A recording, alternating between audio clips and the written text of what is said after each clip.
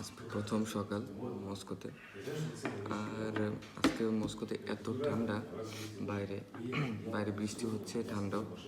তো আমি কেবল ঘুম থেকে উঠলাম, আর আমার গলাটা একটু প্রবলেম, কারণ ঠান্ডায় আমি বুঝতেছিলাম না গলাটা কী হয়ে গেছে, তাই আমি সকালবেলা উঠে লাল চা খাচ্ছি।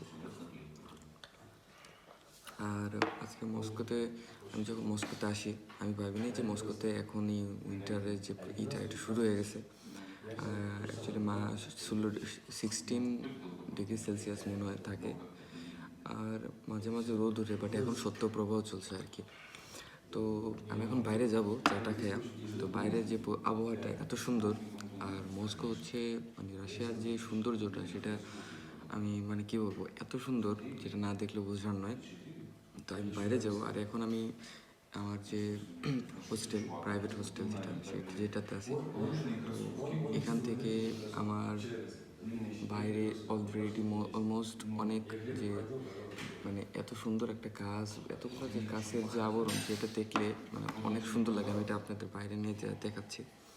তো চাটা খেয়ে বাইরে যাচ্ছি, ঠিক আছে?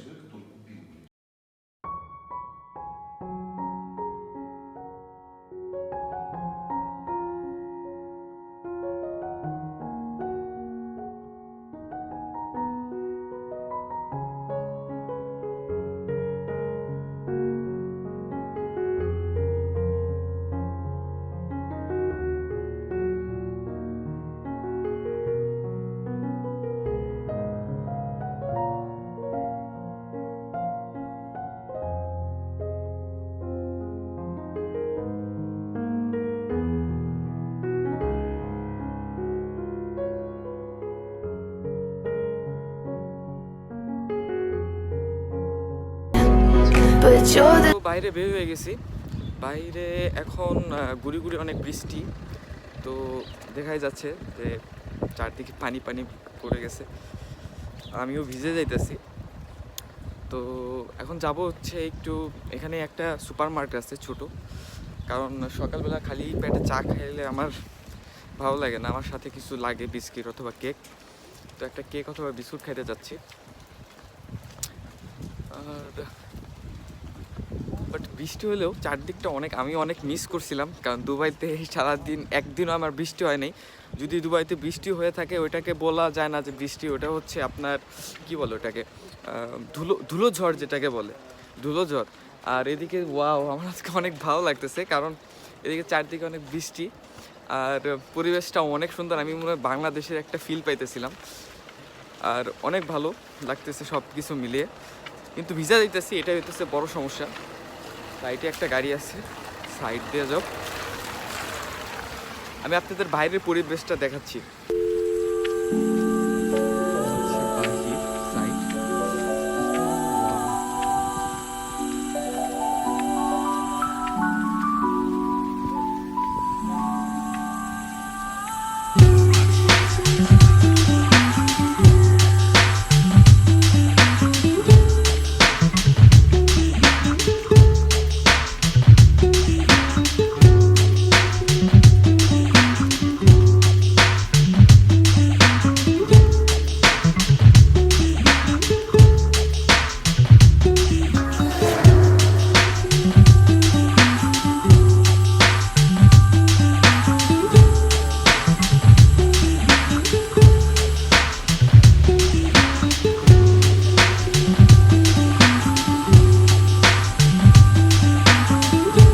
সকালে ঘুম থেকে উঠি, তো ওঠার পর দেখি যে আব্বু ফোন দিছে।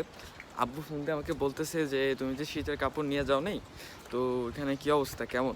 আমি বলছি আব্বু, শীতের কাপড় আছে সেটাতেও মনে হয় না আমি, মানে এখানে যে শীত, এরকম শীত আমি বাংলাদেশে তো, আমাদের যে শীত পড়ে যখন ডিসেম্বর জানুয়ারিতে, এমন শীত মনে হয় না যে এই টাইমেই, মানে এদের কাছে কিন্তু এটা সামারই ধরতে গেলে, কিন্তু আমাদের কাছে মনে হচ্ছে যে জানুয়ারি ফেব্রুয়ারির যে শীতটা সেটা। আর এখানে তো মস্কোতে কিন্তু এই শীত কিছু না, এটা নর্মাল, তাদের কাছে এটা সামার। বাট যেটা হচ্ছে সে যখন -30 পর্যন্ত চলে যায় এখানে, তো বোঝা যাচ্ছে না যে কি হবে। -30 মানে চারদিক বরফ।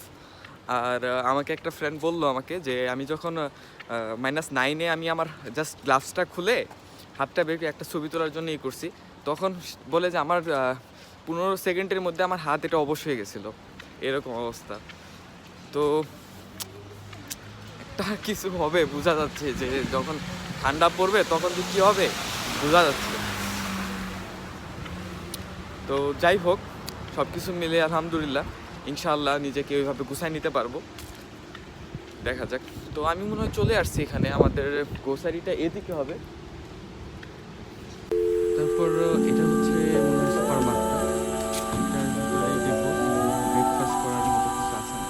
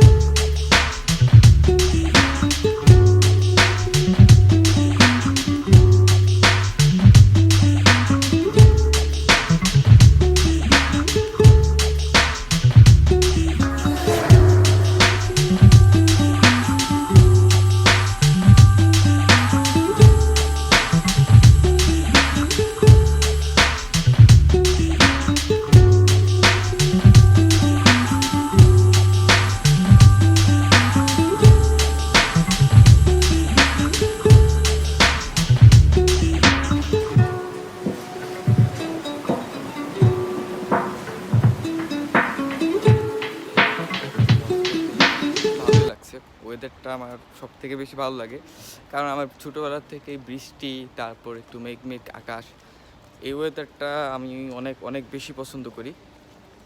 আর এখানে সবাই ফ্রেন্ডলি, কেউ কারো কাজে কখনো ডিস্টার্ব করে না, কিছু না, যার যার মতো খেয়ে আসছে, খাচ্ছে, ঘুমাচ্ছে, কাউকে কোনো ডিস্টার্ব নেই, এবং তারা খুব ভালো, আমার খুব ভালো লাগছে।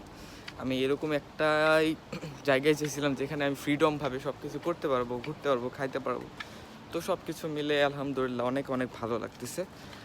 আর আপনাদের উদ্দেশ্যে একটি কথাই বলবো, সেটা হচ্ছে যে আমি যখন দুবাই ছিলাম, তো আমাকে অনেক অনেক স্টুডেন্ট আপনারা আমাকে মেসেজ দিয়েছেন, যেটা ঠিক টাইমে আমি হয়তো রিপ্লাই করতে পারিনি, কারণ আমি কি রিপ্লাই করব, কারণ আমি নিজেই ট্রাই করতেছি ভালো কোনো কান্ট্রিতে ঢোকার জন্য। কারণ এই বিষয় নিয়ে আমি অ্যাকচুয়ালি এখানে না বলে বিস্তারিত একটি ভিডিও বানাবো নি। সো ঠিক আছে, সে পর্যন্ত ভালো থাকেন। আমি দেখি বাসায় যাই, বাসায় যেয়ে একটু ব্রেকফাস্টটা করে নিই, দেন বিকালে যাব হচ্ছে একটা ইন্ডিয়ান রেস্টুরেন্টে, কারণ আমি এখানে এখন পর্যন্ত বাংলা কোনো খাবার খাইনি, তো আমার ভালো লাগতেছে না। তো ঠিক আছে, দেখা হচ্ছে পরে একটি ভিডিওতে, সে পর্যন্ত ভালো থাকবেন সবাই, আমার জন্য দোয়া করবেন, আর অবশ্যই আমার চ্যানেলটাকে সাবস্ক্রাইব করে রাখবেন। তো দেখা হচ্ছে পরের ভিডিওতে, বাই বাই।